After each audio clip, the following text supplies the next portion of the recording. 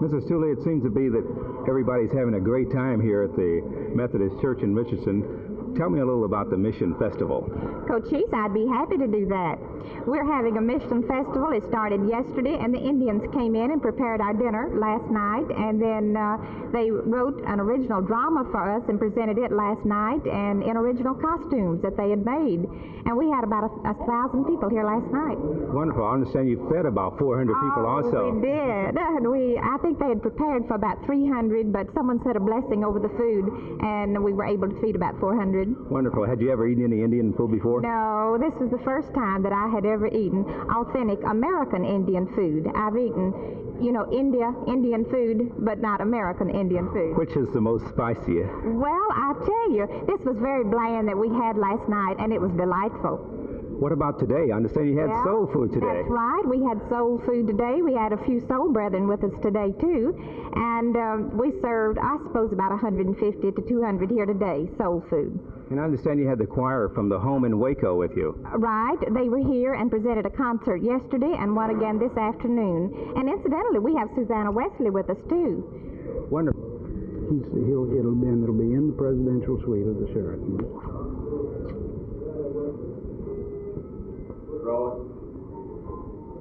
Mr. Jericho, what are the biggest problems a plaintiff's lawyer has in a major air crash suit?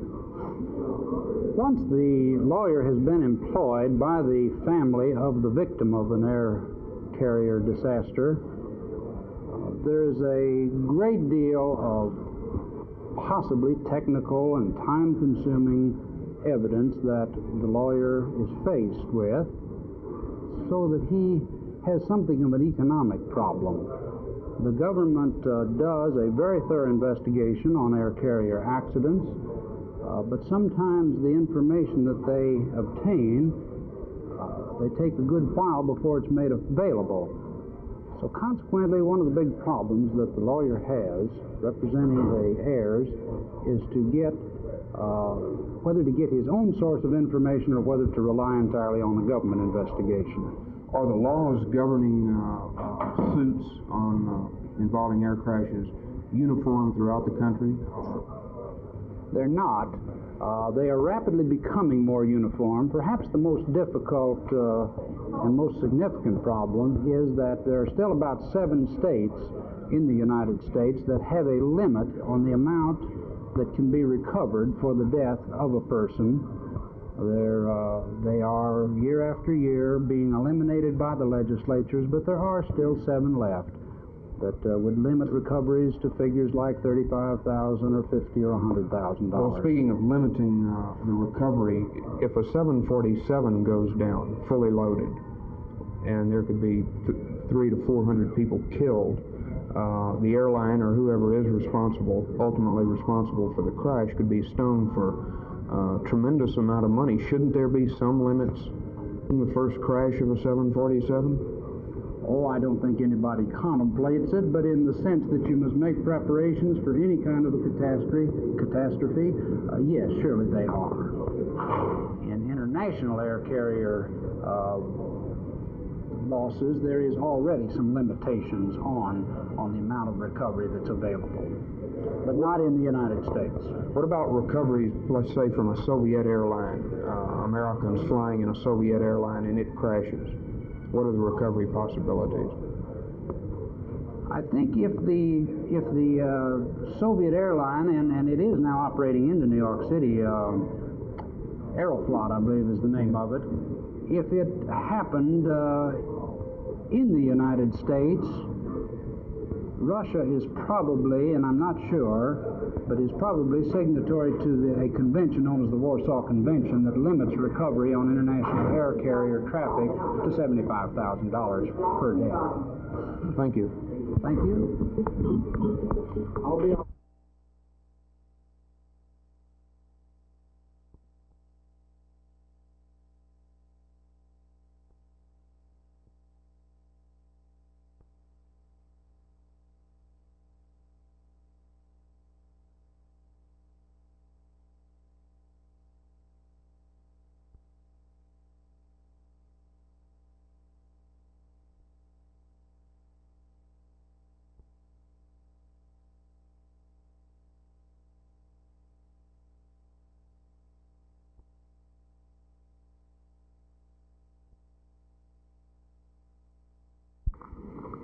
Mr. Vincent, I think perhaps I should introduce you as our narrator, Mr. Anthony Vincent, and you will recognize the great quarterback of the University of Texas, Mr. James Street.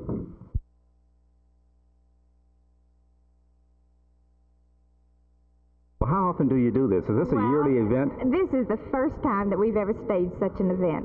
A task force composed of members of the Commission on Missions, the Commission on Education, and Family Life Council met together last fall, and we decided we needed a new approach to educate our congregation about missions, what we're doing for others. We spend nearly $90,000 a year in our ministry to others, and so we started out with the projects that we support.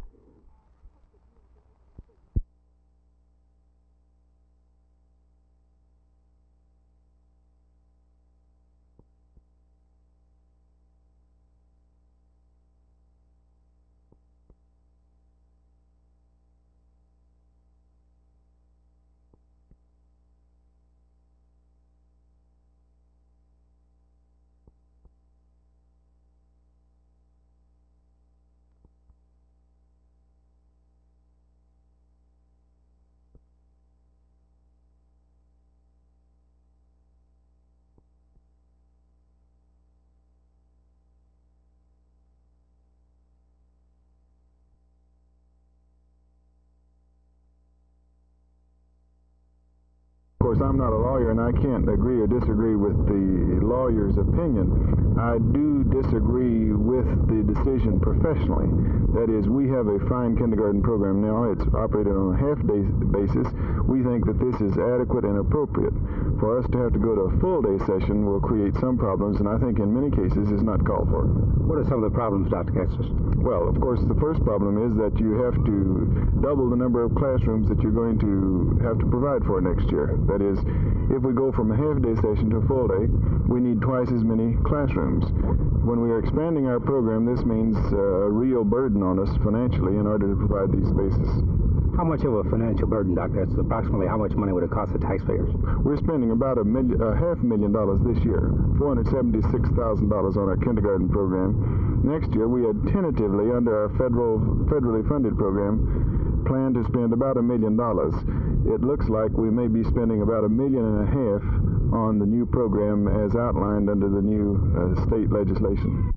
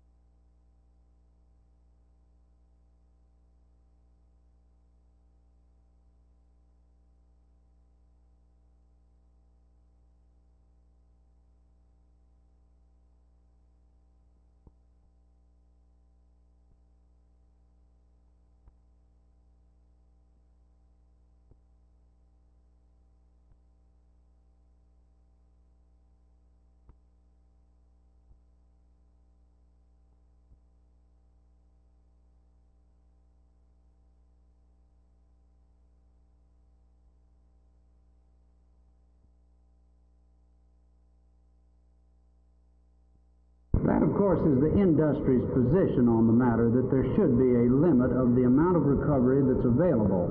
They, of course, suggest that the limitation should be placed by some kind of an agreement or a law, and then if the individual feels that that is not adequate, in the event that he loses his life in an airline crash, it then would be incumbent upon him to take out additional life insurance in the amount that he feels would be adequate for his family in the event of his death. What are the positions of the plaintiff lawyers in recovery, limiting recovery damages?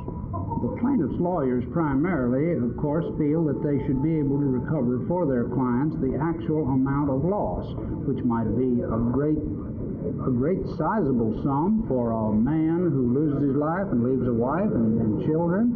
On the other hand, a single man who has no family and no wife really shouldn't have the amount of recovery that a father with leaving a large family.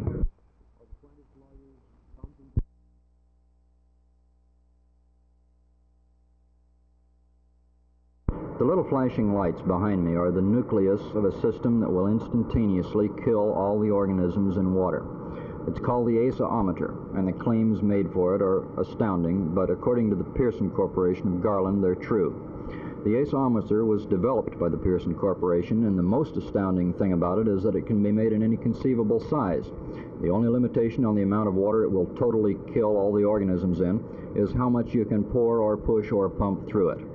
This means you could put together a huge asa-ometer and purify, kill all the organisms in the entire sewage output of the city of Dallas as it flows through. The developer of the asa-ometer is Asa Pearson of the Pearson Corporation. This is an actual asa-ometer which will purify water. Mr. Pearson, how does it work?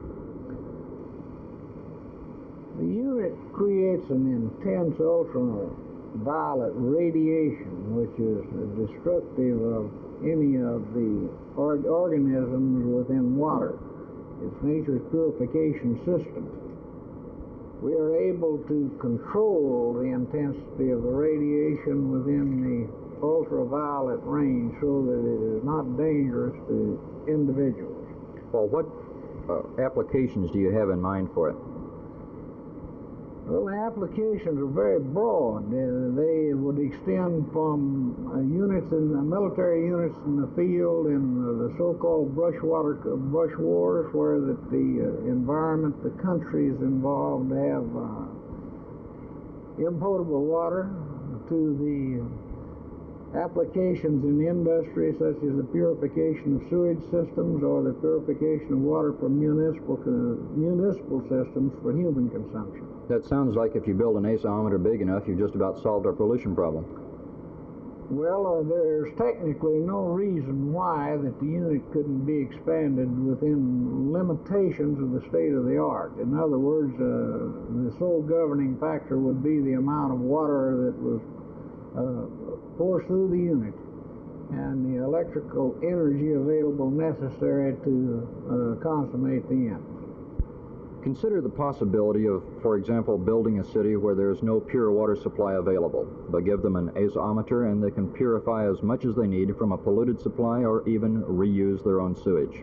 From what Asa Pearson calls a little shirt-tail company in Garland, a device that could water the desert and purify our own sewage. This is Phil Reynolds, Channel 8 News in Garland.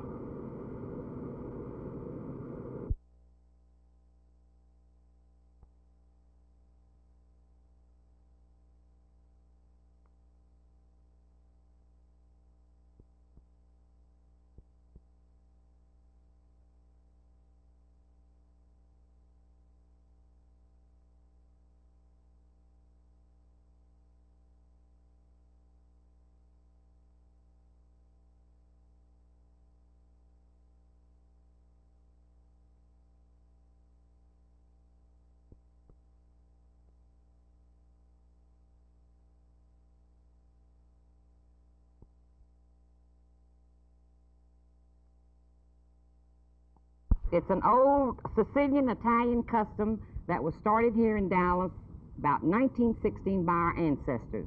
So we're trying to carry on the tradition. All these lovely ladies have all participated in the baking, and everything you see here is made by their hands.